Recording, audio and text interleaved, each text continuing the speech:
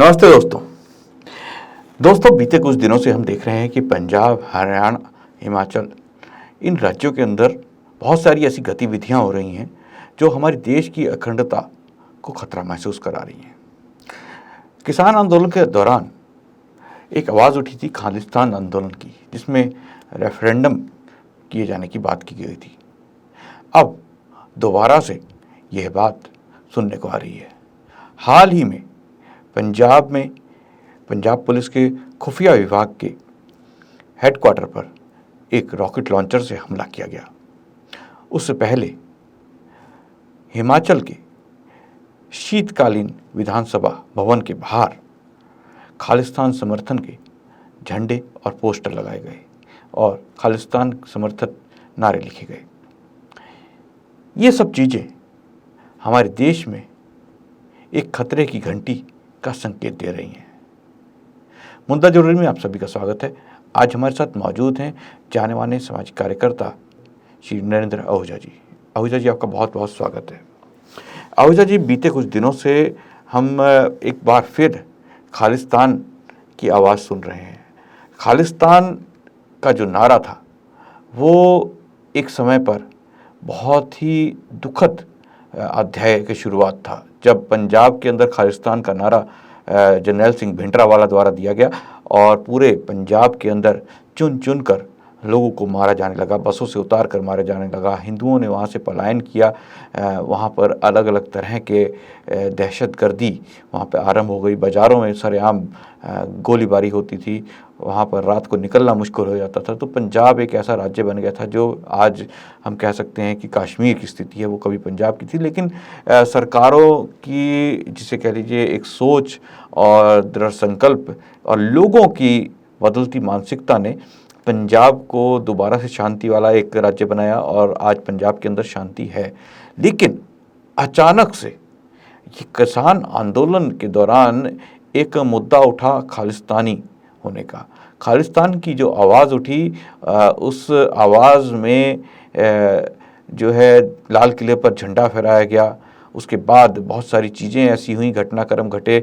हरियाणा में हाल ही में कुछ आतंकवादी पकड़े गए जिनके पास से भारी मात्रा में हथियार पकड़े गए। हिमाचल की राजधानी के अंदर भी बहुत सारी चीज़ें ऐसी हुई। वहाँ पर ये कहा गया कि झंडा नहीं फहराने दिया जाएगा 15 अगस्त को। उसके बाद जो वहाँ की धर्मशाला में जो उनकी विधानसभा है, हाल ही में वहाँ पर पाकिस्तान समर्थन के नारे लगाए गए और खालिस्तान समर्थन के नारे लगाए गए और पोस्टर चिपकाए गए। इसके अलावा अब पंजाब में ये जो घटनाक्रम घटा, जिसमें कि एक खुफिया विभाग के जहां अफसर बैठते थे, वहां पर उस बिल्डिंग में हमला किया गया, रॉकेट लॉन्चर से हमला किया गया, जो कि पंजाब के इतिहास में पहली बार हुआ।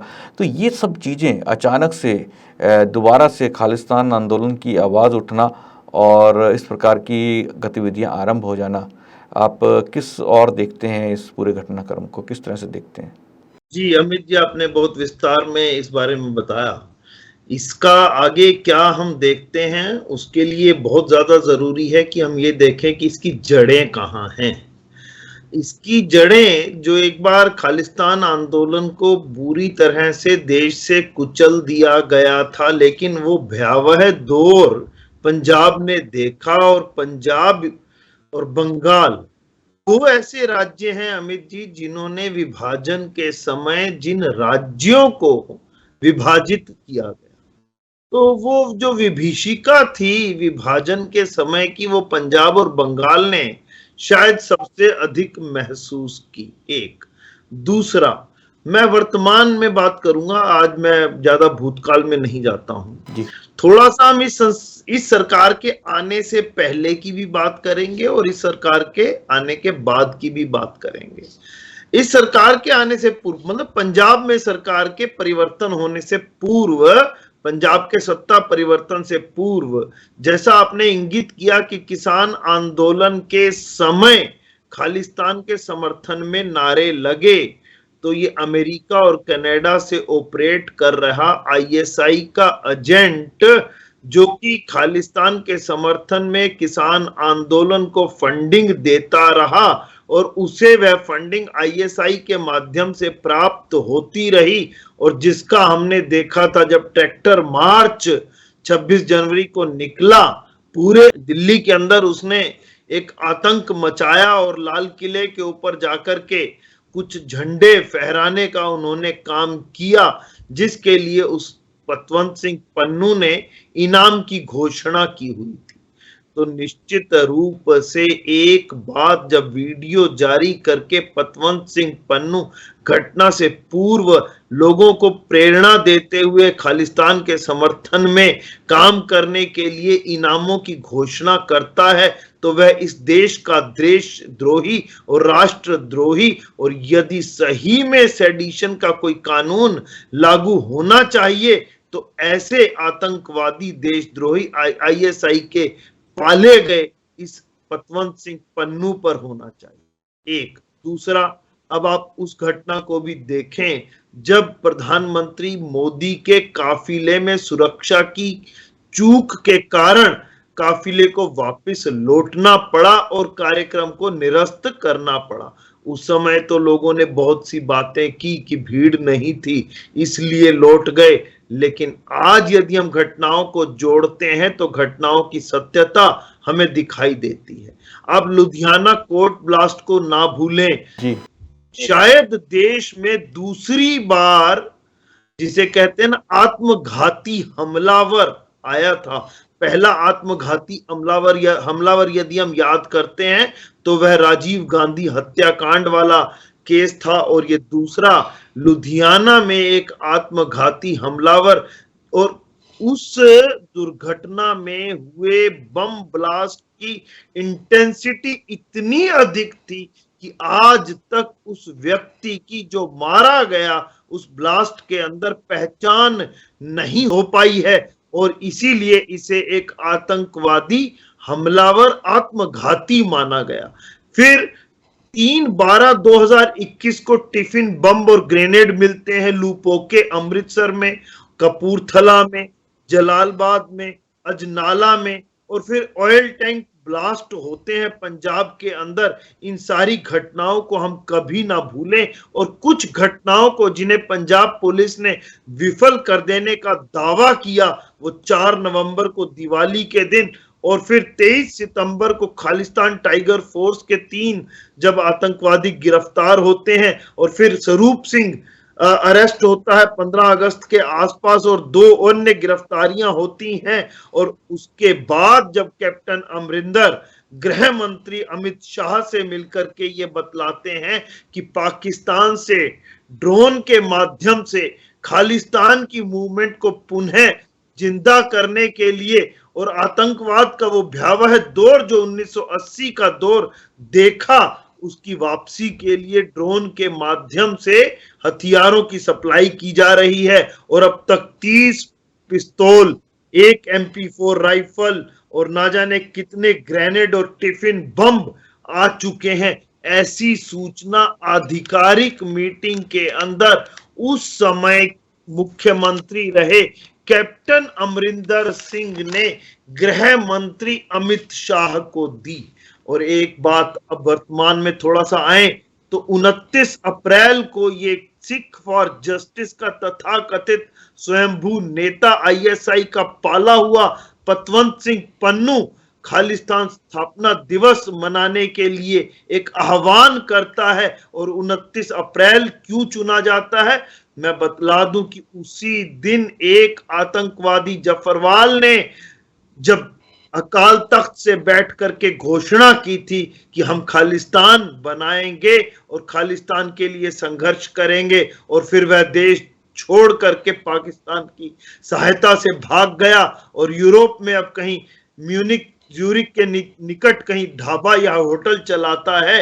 इसीलिए 29 अप्रैल का दिन चुन करके सिख फॉर जस्टिस के तथाकथित स्वयंभू प्रधान पतवंत सिंह पन्नू ने कनाडा और अमेरिका में बैठ करके इसे प्रत्येक जिला मुख्यालय पर खालिस्तानी झंडा फहराने की घोषणा की और आह्वान किया और इसके लिए इनाम घोषित किए। लेकिन ये घोषणा उसकी असफल कर दी गई। लेकिन उसकी इस घोषणा के बाद आप देखते हैं कि हम 8 मई को कांगड़ा तपोवन जो हिमाचल की विधानसभा के गेट पर खालिस्तानी झंडे फहरा दिए गए और दीवारों पर धमकियां लिख दी गई। और 9 मई को पंजाब पुलिस ने के खुफिया मुख्यालय में मोहाली में एक आरपीजी अटैक हुआ। आरपीजी क्या है? रॉकेट प्रोपेल्ड ग्रेनेड, जो कि लगभग 70-80 मीटर दूर से उसको फेंका गया। यहां बहुत ही एक डराने वाली बात है और हैरानी वाली बात है कि पंजाब के अंदर, पंजाब के निकट हमारी सेना के बहुत से बेसिस हैं और हमारी सेना में शामिल किए गए नए नए राफेल विमान भी पंजाब के निकट अंबाला में ही मुख्यालय पर पोस्टेड है। और हम देखते हैं कि ये आरपीजी का प्रयोग यूक्रेन में भी हो रहा है और तालिबानी लड़ाकों ने इसका प्रयोग बहुत अधिक किया है। तो यहीं आकर के हमें जो प्रतीत होता है और अब तक की जो जांच बतला रही है कि ये एक कनेक्शन बन रहा है तालिबान, आईएसआई और खालिस्तान। पाकिस्तान ने विशेष रूप से जब हमारे देश ने घुस करके उनके देश के अंदर चल रहे आतंकी शिविरों पर हमला किया, उसके बाद उन्होंने अपना फोकस थोड़ा सा बदला है और अब किसान आंदोलन के बाद से और उसके दौरान से आईएसआई, चाहे वहां सत्ता इमरान की रही हो, चाहे वो तथाकथित शरीफ की रही हो, लेकिन वो खालिस्तानी आंदोलन को हवा देने में कतई नहीं बाज आ रहे और निरंतर उसको हवा दे रहे हैं। और इस घटना की, मोहाली की इस घटना की ऑडियो संदेश जारी करते हुए जिम्मेवारी एक बार फिर सिख फॉर जस्टिस के इस तथाकथित प्रधान पतवंत सिंह पन्नू ने ली है और एक धमकी उन्होंने हिमाचल के मुख्यमंत्री को दी है कि ये मोहाली में पंजाब के स्थान पर शिमला भी हो सकता था, अर्थात उसका अगला निशाना शिमला भी है। एक नक्शा भी जारी किया है पतवंत सिंह पन्नू ने, जिसमें खालिस्तान के नक्शे के अंदर हरियाणा और हिमाचल को भी, जो पहले बृहद पंजाब होता था, उसे पूरे पंजाब को दिखाने का प्रयास किया है।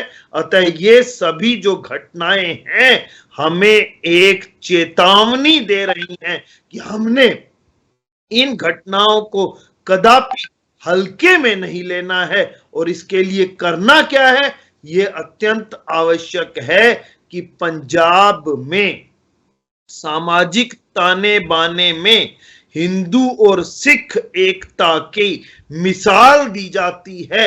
और जहां जिन घरों में बेटा नहीं होता था, वहां माताएं कहती थी अगर बाबा जी बेटा होगा तो मैं उसे पगड़ी बांध दूंगी।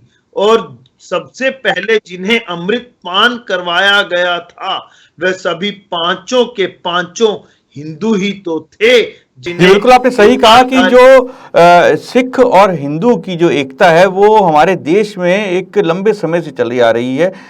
सिख धर्म की स्थापना के जो मुख्य कारण थे उनमें से एक ये भी था कि गुरु गोविंद सिंह के जो पिता थे उनको जो है हिंदू धर्म की रक्षा के लिए उनका बलिदान हुआ था। उसके बाद गुरु गोविंद सिंह जी ने भी हिंदू धर्म की रक्षा के लिए कई लड़ाइयाँ लड़ी और उन्होंने अपना साथ देने के लिए सिख अनुयायी बनाया। और वो सिख अनुयायी कोई नहीं, हिंदू धर्म से ही निकले हुए लोग थे, अलग अलग जाति और संप्रदाय के लोग थे, जो कि एक जिसे बैनर तले, एक झंडे तले गुरु गोविंद सिंह जी के एक आवाज़ पर जो 5 प्यारे सजाए गए, उसके बाद उन्हें अमृतपान कराया गया। ये सब चीज़ें इतिहास का एक हिस्सा हैं और सच्चाई हैं। और जिस प्रकार से आज पंजाब में हो रहा है कि हिंदू जो है वो कुछ ना कुछ एक इस बात को लेकर घबराए हुए हैं कि कहीं ना कहीं दोबारा ऐसी चीज़ें ना आरंभ हो जाएं, क्योंकि बीते कुछ समय पहले जो है हम नज़र डालते हैं पंजाब के अंदर, तो जैसा कि अभी नरेंद्र ओझा जी ने बताया कि बहुत सारी घटनाएं घटी, इसमें बहुत सारी ऐसी भी थी जहां पर हिंदू संगठनों के जो नेता थे उनको भी निशाना बनाया गया। समय समय पर इस प्रकार की घटनाएं भी घटी। और ये जो घटना अब हाल ही में पंजाब में घटी या हिमाचल में घटी, ये एक बहुत ही अलार्मिंग घटना है कि खुलेआम एक राज्य की जो विधानसभा है उसके बाहर नारे लिख देना और उसके बाद धमकी देना और 2 दिन बाद एक ऐसी इमारत पर हमला करना जिसका लोगों को पता ही नहीं कि वो खुफिया विभाग की इमारत है, वहाँ पर क्या होता है, कौन सी जगह पर कौन बैठता है, लेकिन उसको टारगेट पूरा वही बनाया गया कि जहाँ पर उच्च अधिकारी जिस मंजिल पे बैठते हैं उसी मंजिल के ऊपर आरपीजी से अटैक किया गया। ये एक बहुत ही खतरनाक घटना है।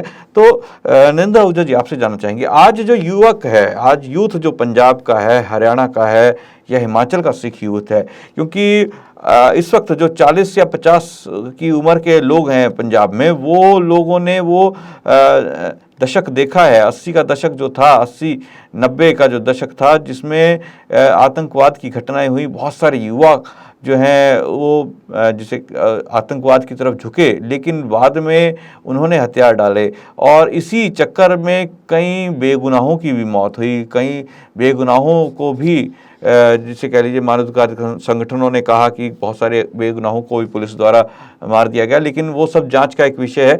लेकिन हुआ, बहुत लोगों ने अपने आप लोगों को, अपने प्यारों को खोया। लेकिन अब ये जो आज युवा है, आज खालिस्तान की जो मांग उठ रही है, भिंडरावाला आज नहीं है। आज हम देखते हैं कि सिखों की भावनाओं को धीरे धीरे भड़काया जाता है, कहीं पर उनके पवित्र ग्रंथ के को जलाने की प्रयास किया जाता है, उसकी बेअदबी की बात की जाती है। राजनीतिक दल भी इस प्रकार की बातें कर रहे हैं कि उनको सज़ा दी जाए और कहीं ना कहीं जो आज वहाँ डेरे बन रहे हैं उनके को लेकर भी वहाँ पे आक्रोश है। जो ईसाई धर्मांतरण हो रहा है वहाँ पर, उसको लेकर भी सिखों में आक्रोश है। तो ये सब चीज़ें वहाँ पर हो रही हैं और खुलेआम हो रही हैं। उसके बाद आज युवा जो है, जो वहाँ पंजाब का युवा है, वो इन चीज़ों के अंदर झुक रहा है। जिसने वो चीज़ें देखी नहीं, उसके लिए शायद ये नई चीज़ है कि आतंकवाद का जरिया बनना और इनके आतंकवादियों के हाथ में जाना। कहीं ना कहीं शायद इसके अंदर जो नशे का कारोबार पंजाब में शुरू हो गया है, एक लंबे समय से जिसकी मांग उठ रही थी, जिसकी रोक लगाने की, वो भी कई कारण हो सकता है नरेंद्र आहूजा जी। क्योंकि जिसे अगर नशा नहीं मिला, उसे कह दिया कि तेरे को अगर नशा चाहिए तो एक बम फेंक दे, 4 आदमियों को मार दे तो हम तुम्हें नशा दे देंगे। तो ये भी एक कारण हो सकता है। देखिए अमित जी, इसके बारे में भी मैं चर्चा कर देता हूं। मैं एक बात बिल्कुल स्पष्ट रूप से बतला देना चाहता हूं कि पंजाब का आम व्यक्ति, आम सिख या आम हिंदू और हिंदू सिख एकता की जो एक मिसाल पंजाब के अंदर है, वो कदापि उस भयावह दौर की वापसी नहीं चाहता है। एक दूसरा, आपने कहा जो युवा जिसने उस समय का दौर नहीं देखा, उस समय की भयावता, विभीषिता नहीं देखी, उस समय का अत्याचार और उस समय की हत्याएं नहीं देखी, क्या वह उनको आकर्षित करने में आईएसआई सफल हो पा रहा है? तो मैं उत्तर दूंगा कि ऐसा बिल्कुल नहीं है कि सारे के सारे युवा उसकी तरफ आकर्षित हो रहे हों। तीसरा प्रश्न आपने किया कि ये कहीं नशे के कारोबार से जुड़ा हुआ तो नहीं है। ये बिल्कुल सत्य है, इसको हम नार्को टेररिज्म कहते हैं। और पंजाब और हरियाणा हाई कोर्ट के 2 सम्मानित जजेस ने इसको बहुत लंबाई से सुना और एक कोर्ट केस चलता रहा, court on its own motion versus state of Punjab and others. उस केस के अंदर सम्मानीय जजेस ने सभी संबंधित पक्षों से उनकी परेशानियां सुनते हुए उन्हें दूर करने के लिए एक रोड मैप बना करके भी देने का प्रयास किया। लेकिन उसके बावजूद ये जो आकर्षण नशे का है, ये एक ऐसी अंधी गली है जिसमें घुस तो सकते हैं, निकल नहीं सकते। और नशे के लिए यदि कोई आतंकवाद को अपना लेता है तो इसमें कोई आश्चर्य नहीं है। और खालिस्तान मूवमेंट को या आईएसआई को पैसा अधिकांशतः नशे को बेच करके ही प्राप्त होता है और ये उसका रूट प्लेस भी है। और ये जो ड्रोन के जरिए आतंक का सामान आना या ड्रोन के जरिए नशे की खेप आना, इसी को देखकर जब कैप्टन अमरिंदर सिंह के साथ मीटिंग हुई गृह मंत्री अमित शाह की, उसके बाद आपने देखा होगा कि बीएसएफ का जो एरिया ऑफ ऑपरेशन है उसको काफी अधिक बढ़ा दिया गया था कि बॉर्डर से अंदर 50 किलोमीटर तक बीएसएफ यदि कोई ड्रोन या कोई भी अन्य है तो बीएसएफ उसके ऊपर कार्रवाई कर सकता है और एक्शन ले सकता है। उस समय कुछ राजनेताओं ने यह भी उसका कहते हुए विरोध किया, यहां तक कि बंगाल से भी विरोध के स्वर उठे कि हम इसको ऑपरेट नहीं करने देंगे। लेकिन अगर बीएसएफ को ऐसी छूट नहीं दी जाती तो निश्चित रूप से ड्रोन के जरिए या अन्य साधनों से सुरंगें बना करके नशे का भी और आतंकवाद का सामान मेरे देश में आता है और देश से अलगाववादी आंदोलन जो खालिस्तान का आंदोलन है यदि वह पुनः जीवित होता है तो ये बहुत दुर्भाग्यपूर्ण स्थिति होगी। और आवश्यक क्या है, यदि हम समाधान ना बताएं केवल समस्या की चर्चा करें तो शायद चर्चा अधूरी रह जाती है। अब मैं कुछ बिंदुओं में 2-3 बातें कह करके मैं समाधान बतला देता हूं। सीधा सीधा यह है कि इस समय पंजाब में हिंदू सिख एकता को निरंतर बनाए रखना अत्यंत आवश्यक है। एक दूसरा, जो भी विदेश में बैठे हुए खालिस्तान आंदोलन को हवा दे रहे जितने भी आतंकवादी हैं, चाहे उसमें वह कोई पतवंत सिंह पन्नू हो सिख फॉर जस्टिस का, या तरनतारन और फिर नांदेड़ साहब चला गया और अब पाकिस्तान से ऑपरेट कर रहा हरविंदर सिंह रिंदा हो, या चावला हो, या पाकिस्तान ने जो एक नया गठन किया है लश्कर खालसा का, इन सभी के आतंकवादियों को निश्चित रूप से चुन चुन करके नेस्तनाबूद करना होगा। और इसी क्रम में 5 मई को जब करनाल से 4 आतंकवादी गुरप्रीत, अमनदीप, परमिंदर और भूपिंदर पकड़े जाते हैं तो वह बहुत से ऐसे चौंकाने वाले खुलासे कर रहे हैं जिन्हें सुनकर आप हैरान हो जाएंगे।